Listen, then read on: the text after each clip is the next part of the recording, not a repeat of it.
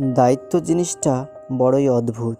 যে পালন করে সে সবসময় দোষী হয়, আর যে এড়িয়ে চলে সে শুধু লম্বা লম্বা জ্ঞান দিয়ে যায়।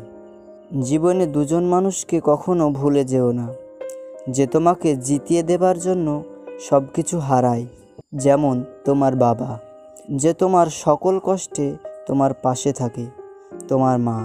কাগজের নৌকা অনেক সুন্দর হয়, কিন্তু জলে ভেজালে ডুবে যায়। তেমনি স্বপ্ন, কল্পনা অনেক আবেগপ্রবণ হয়, কিন্তু বাস্তবতার সামনে সেটা বিলীন হয়ে যায়।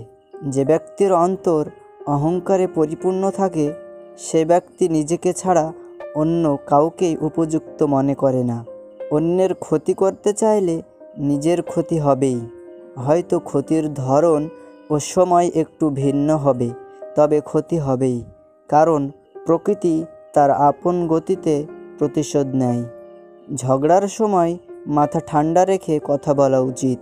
মনে রাখবেন, ঝগড়া হয়তো একসময় মিটে যায়, কিন্তু হৃদয় চিরে রক্তক্ষরণের মতো কথাগুলি কোনোদিন মিটে না। অধিকারটা মাত্রা ছাড়িয়ে গেলেই সম্পর্ক ভাঙতে শুরু করে। একজন বুঝতে পারে ভুল করেছে, অন্যজন ভাবে বড্ড বেশি বাড়াবাড়ি করছে।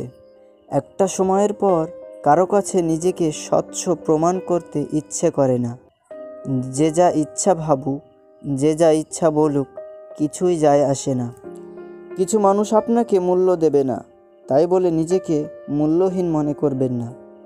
বইয়ের পাতা মানুষকে যা শিক্ষা দেয়, জীবনের পাতা তার চেয়ে অনেক বেশি শিখিয়ে দেয়।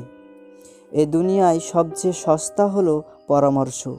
একজনের কাছে চাইলে 10 জন দেবে। আর সবচেয়ে দামি হলো সাহায্য। 10 জনের কাছে চাইলে হয়তো একজনের কাছে পাবে। মানুষের দাম বেড়ে যায় কখন জানো? যখন তুমি তাকে আপন ভেবে গুরুত্ব দেবে। তখন সে তোমাকে এমন ভাব দেখাবে যেন তার কাছে তোমার কোনো মূল্য নেই। সময় এক অদ্ভুত জিনিস, নিজে বদলায়, সাথে মানুষকেও বদলে দেয়। হারানো সময়টাকে শুধু মিস করা যায়, কখনো ফিরে পাওয়া যায় না। জীবনে কষ্ট দেওয়ার মতো মানুষ পেয়েছি, কিন্তু কষ্ট বোঝার মতো মানুষ আজও পেলাম না। কাউকে বেশি দেখো না, খুব মনে পড়বে। কাউকে কষ্ট দিও না, পরে নিজেই কষ্ট পাবে।